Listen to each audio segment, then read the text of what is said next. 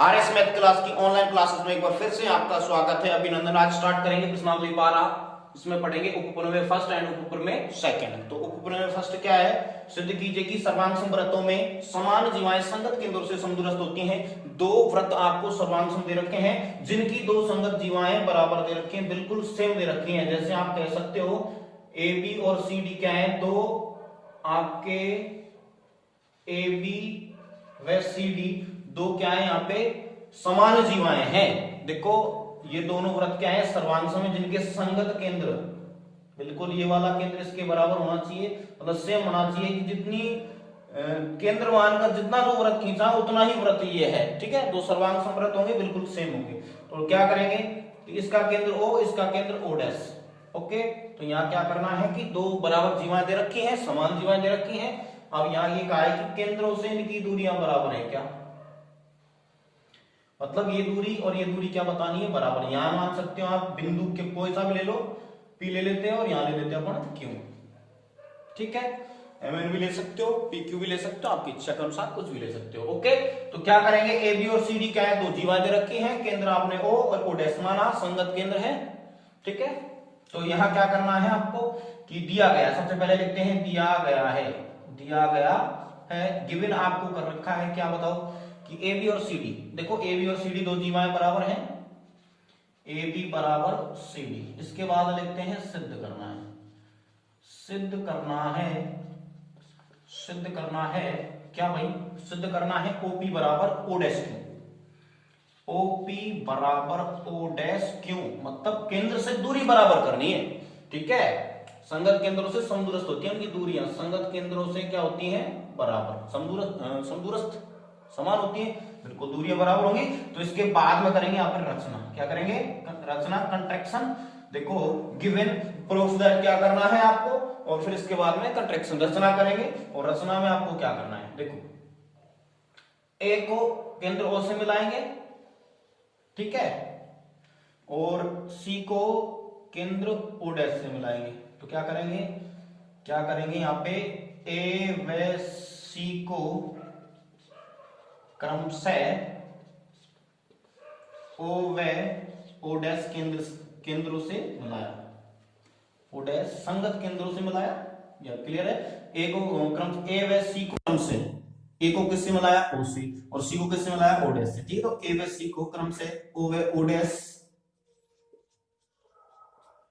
केंद्रों से मिलाया। ओके, क्लियर हो गया? क्या किया अपन ने भाई? ए व सी को क्रम से O व O डैश केंद्रों से मिलाया, ला दिया। इसके बाद चौथा पॉइंट क्या है? उपपत्ति। उपपत्ति, ठीक है, उत्पन्न करेंगे। अब देखो यहाँ पे आपको करना क्या है? यहाँ पे यहां से अपन को ओपी और O dash Q, O dash OP और ओ डैश क्यू बराबर करने हैं। तो क्या इन दोनों त्रिभुजों को सर्वांग कर देंगे, और सर्वांग करने के लिए पहले आपको एक पॉइंट की आवश्यकता है। पहले आपको ये दूरियां बराबर कर दें भाई, ये दूरियां बराबर कर दें। और किससे होगा? प्रमेय के अनुसार। प्रमेय के अनुसार या अपन कह सकते हैं कि जो केंद्र से जो दूरी होती है हमेशा जीव पर क्या होती है? लंब होती है। तो क्या कह सकते हो? हम जानते हैं कि केंद्र से दूरी या केंद्र जीवा पर क्या होता है? लंब होता है, या लंब समद्विभाजक होता है। केंद्र केंद्र जीवा का लंब समद्विभाजन करता है। तो यहां कहेंगे चूंकि हम जानते हैं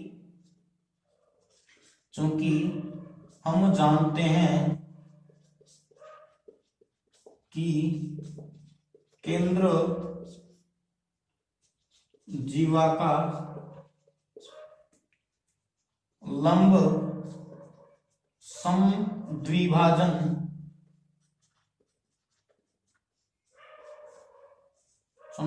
करता है। लंब समद्विभाजन करता है भाई, आपको ये स्पष्ट हो जाना चाहिए कि केंद्र जीवा का लंब समद्विभाजन करता है। हम जानते हैं कि केंद्र जीवा का लंब समद्विभाजन करता है, मतलब ये जो केंद्र से जो दूरी होती, ये इसका क्या करेगा? समद्विभाजन। आपको पता है कि इनके ये इससे बराबर तो ये भी बराबर। हम देखो किस प्रकार से होगा, क्या होगा। तो अपन कह सकते हैं ओपी है, ओपी है वो लंब है किस पर? AB पर। ओपी लंब है AB पर, तो ओपी लंब है ए बी पर, तो यह केंद्र से तो दूरी है, केंद्र से जो दूरी होती है वो जीवा पर क्या होती है, लंब होती है। तो इसका समद्विभाजन करेगा तो केंद्र जीवा का क्या करता है, केंद्र जीवा का लंब समद्विभाजन करता है। ओके, तो यहाँ क्या कहेंगे, एपी, ओपी लंब एबी पर हो गया तो क्या कहेंगे, एपी बराबर क्या हो जाएगा, बीपी। एपी बराबर क्या हो जाएगा, बीपी। मेरे को लग रहा है पेन को बीपी आई हो गया, ठीक है, कोई बात नहीं।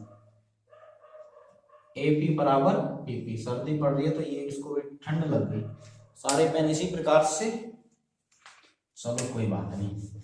तो एपी बराबर बीपी, इसको ना हो जाए, ठीक है। देखो इसके बाद में सेकंड पॉइंट क्या है अपना, कि यहां से दूसरा, इसमें देखो ओ डैश क्यों, ओ डैश क्यों, ये लंब है किससे बताओ, सीडी पर। ओ डैश क्यों लंब है सीडी पर, तो क्या हो जाएगा, क्या कह सकते हो, ओ डैश क्यों लंब है सीडी पर, ये लंब है सीडी पर,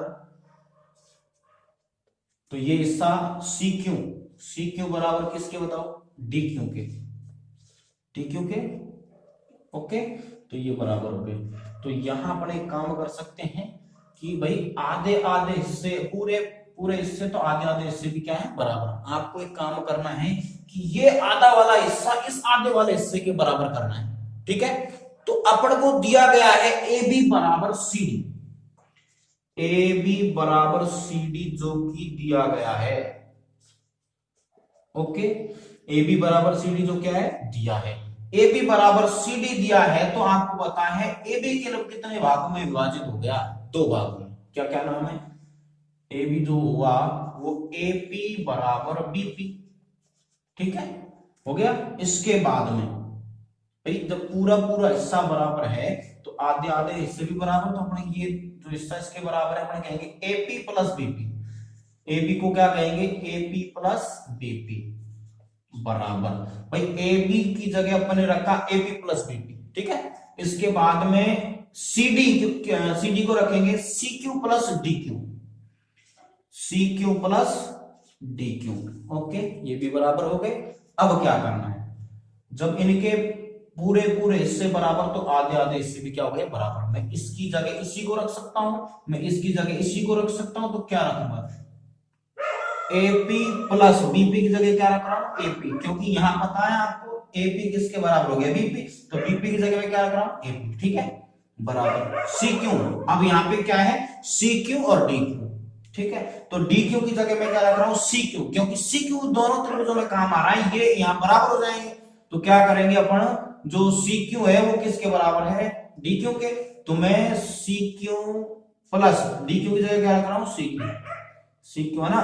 तो यहाँ एपी एपी क्या हो जाएगा, दो एपी बराबर दो सी क्यू। अब दो से दो कैंसिल हो जाएगा, तो एपी किसके बराबर आ गया, एपी आ गया सी क्यू के बराबर। तो इसका नाम ले सकते हो समीकरण नंबर 1। अब दोनों त्रिभुजों को क्या कर देंगे, सर्वांशम, दोनों त्रिभुजों को क्या करेंगे, सर्वांशम। तो यहां थोड़ा सा समझ सकते हैं। अब दूसरा, ठीक है, क्लियर, थोड़ा सा देख लेते हैं एक बार। त्रिभुज ए पी ओ या ओ पी ए या ए पी ओ, त्रिभुज ए पी ओ व त्रिभुज क्या है दूसरा, ये वाला C Q O dash, C Q O dash से दोनों त्रिभुजों से कितने अवयव बराबर करने होते हैं, 3 अवयव। कितने अवयव, 3 अवयव। अन्य 3 अवयव बराबर हो जाते हैं, आपको इन त्रिभुजों में ये दूरियां बराबर करनी है, ठीक है, दोनों त्रिभुजों में। तो 3 अवयव बराबर करो। तो फर्स्ट आप क्या करोगे, पहला आपको दे रखा है, देखो क्या, समीकरण 1 से, समीकरण 1 से क्या हो जाएगा, एपी बराबर सी क्यू, ये हो जाएगा समीकरण 1 से। क्या हो जाएगा भाई, समीकरण 1 से, ठीक है।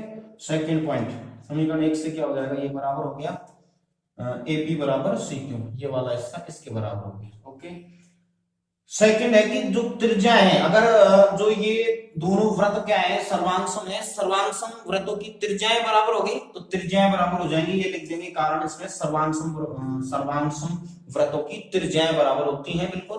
तो ए ओ और सी ओ डैश, ए ओ बराबर सी ओ डैश, ये क्या हो जाएंगी, त्रिज्याएं, या कह सकते हो सर्वांग समवृत्तों की त्रिज्याएं। ठीक है, इस प्रकार से लिखना। इसके बाद में जो यहाँ पे आपको तीसरा पॉइंट बताना है कि ये इस पर लंब था तो 90 डिग्री एंगल है, तो ये नाम क्या है, ए पी ओ। कौन, ए पी ओ बराबर है कौन, C Q O dash, C Q O dash. वापस समझो, A P O C Q O dash, और दोनों क्या है, 90 डिग्री है। तो यहाँ पे कौन सा नियम लग जाएगा, 90 के सामने वाली भुजा कर्ण है, 90 के सामने वाली भुजा कर्ण है, और यहाँ पे आपको आधार दे रखा है, तो आपका आरएचएस, ठीक है, आरएचएस नियम लग गया। कौन सा लग गया, आरएचएस। आर का मतलब आपका यहाँ पे राइट एंगल हो जाएगा, एस आपका कर्ण हो जाएगा, और एस कोई सी भी एक साइड हो जाएगी लंब और आधार में से, तो क्या होगा, आरएचएस सर्वांग समता नियम से, आर एच एस सर्वांग समता, सर्वांग समता नियम से, आरएचएस सर्वांग समता नियम से क्या हो जाएगा, दोनों त्रिभुज, त्रिभुजों का नाम क्या है, एपीओ, यहां लिया था ना अपन ने, त्रिभुज एपीओ सर्वांग सम है त्रिभुज सी क्यू ओ डैश, दोनों त्रिभुज सर्वांग सम हो गए। तो कितने अवयव बराबर करने थे, तीन, तीन बराबर हो गए। वाईसीपीसीटी से क्या हो जाएगा, जो यहाँ पे ओपी बराबर हो जाएगा ओ क्यू डैश, या ओ डैश क्यू, ओपी बराबर O Q dash, O dash Q, दोनों क्या हो जाएंगे बराबर, किसके द्वारा, by CPCT, corresponding part congruency of triangle. ठीक है, सर्वांगसम त्रिभुजों के संगत भाग बराबर होते हैं। ठीक है, संगत पार्ट बराबर हो जाएंगे, तो ओपी बराबर ओ डैश क्यू हो जाएगा, इति सिद्धम, इति सिद्धम। एक तो आपका ये पॉइंट क्लियर हो गया। फिर सेकंड अपना पढ़ेंगे क्या है, तो इसी प्रकार से सेकंड की ओर अग्रसर हम सिद्ध कीजिए कि सर्वांग समवृत्तों की जीवाएं जो संगत केंद्रों से समदूरस्थ हैं, मतलब आपसे या सेम इसी का विलोम है, ऊपर में फर्स्ट का विलोम, ऊपर में सेकंड, तो इसके बारे में देखते हैं। तो यहां से अपन देखेंगे, इसमें भी दो जीवाएं लेनी है। ठीक है, अब आपसे कहा है कि केंद्र से समदूरस्थ हैं, भाई दो सर्वांग समवृत्त एक जैसे सेम व्रत हैं।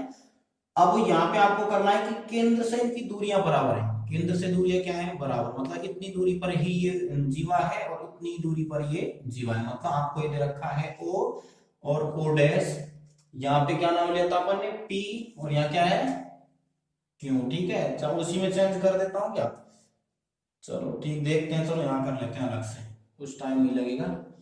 ओपी और यहाँ है आपका ओ डैश क्यू, तो ए बी और सी डी दो क्या है, जीवाएं। ठीक है, दो जीवाएं हैं, आपको ओपी और ओ डैश क्यू दे रखा है, सिद्ध करना है, सॉरी बराबर करना, बराबर दिया गया है, तो यहां अपने लिखेंगे दिया गया है, दिया गया है, दिया गया है ओपी, वहां क्या दिया था, ए बी बराबर सी डी, तो यहाँ आपको जो सिद्ध करना था वो दिया गया है, दिया गया है वो सिद्ध करना है। तो ओपी बराबर है ओ डैश क्यू के, ओपी बराबर है ओ डैश क्यू के, ये आपको क्या किया है, दिया गया है। अब क्या लिखेंगे भाई, इधर सिद्ध करना है, सिद्ध करना है, और सिद्ध क्या करना है, सिद्ध करना है ए बी बराबर सी डी, मतलब ये इसके बराबर है, मतलब जीवाएं बराबर होती है, समान होती हैं, मतलब जीवाएं जो संगत केंद्रों से समदूरस्थ हैं वो क्या होती है, समान होती है। सिद्ध करना है तो क्या है, आपको समान करनी है ए बी बराबर सी डी, दोनों जीवाएं बराबर करनी है। ठीक है, इसके बाद रचना करेंगे, और रचना में वही पॉइंट लिख देना है अपन को, क्या, ए व सी को क्रम से ओ व ओ डैश केंद्रों से मिलाया। ठीक है, क्या लिखेंगे, ए व सी को क्रम से ओ व ओ डैश केंद्रों से मिलाया। ठीक है, नेक्स्ट पॉइंट क्या है अपना, अब यहां से अपन क्या कर देंगे, देखो रचना के बाद में अपन करेंगे उपपत्ति, उत्पन्न करेंगे, इसको लाएंगे। ठीक है, तो ध्यान दीजिए, नेक्स्ट पॉइंट अपना इसको उत्पन्न करेंगे, क्या है, दोनों त्रिभुज, यहाँ पे अपन ने इसको मिला दिया भाई, कंट्रैक्शन कर दी, रचना कर दी। अब दोनों त्रिभुजों को क्या करेंगे, सर्वांग सम। ठीक है, तो सर्वांग सम करने के लिए कितने अवयव बराबर, कितने अवयव चाहिए अपन को, 3 अवयव, 3 अवयव बराबर करेंगे। अब आपको एक काम करना है क्या, कि यहां से पहले पिछले में तो आपने ये बराबर कर दी, ठीक है, तो लेकिन यहां से अपने को देखना है क्या क्या काम होगा। तो पहले अपन करेंगे, यहाँ पे आपको दिया एक तो ये दे रखा है, एक ये दे रखा है, और आपको ये पता है कि केंद्र जीवा पर क्या होता है, लंब। तो यहाँ अपन कह सकते हैं 90 डिग्री एंगल। ओके, ये वाला कितना डिग्री एंगल बनेगा, 90 डिग्री एंगल। तो दोनों त्रिभुजों को ले लें, त्रिभुज ए पी ओ त्रिभुज, उसी प्रकार से ए पी ओ व त्रिभुज क्या नाम है, सी क्यू ओ डैश से, दोनों त्रिभुजों से कितने अवयव, 3 अवयव बराबर करेंगे।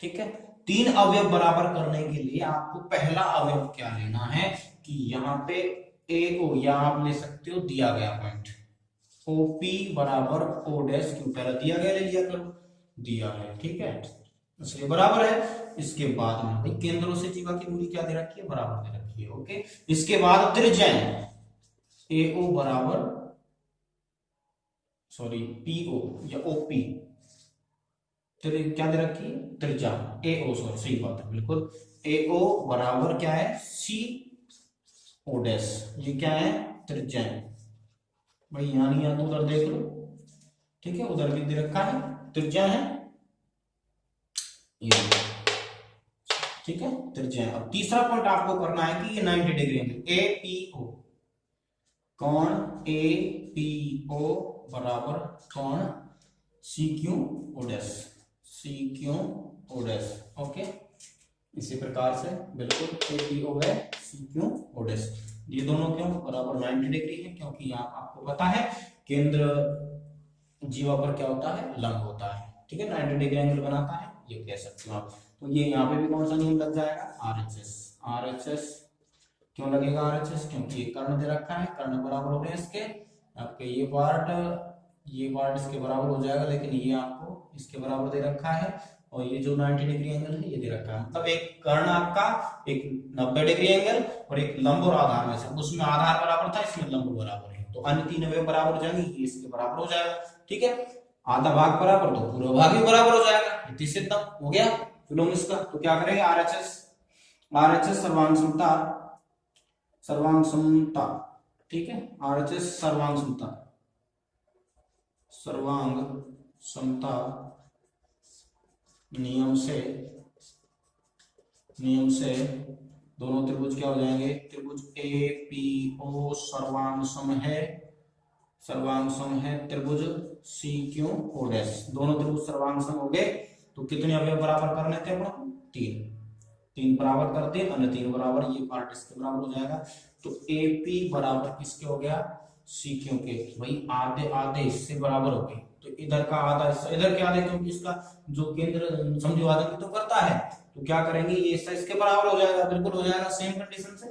तो क्या होगा, यदि आप एक काम कर दें, यदि इधर 2 लगा दें, इधर 2 लगा दें, 2 AP और इधर भी 2 से गुणा कर दें, तो दोनों तरफ क्या गुणा से फर्क पड़ता है, नहीं पड़ता भाई, आधे AP और AP, 2 AP से अपना पूरा बनेगा AB, क्या बनेगा, AB, एक जैसे 2 हिस्से हैं, दोनों हिस्सों से क्या बनेगा, पूरा AB। इसी प्रकार दोनों हिस्से एक जैसे हैं, तो इनसे क्या बनेगा, CD, ये आपको हो जाएगा इति सिद्धम।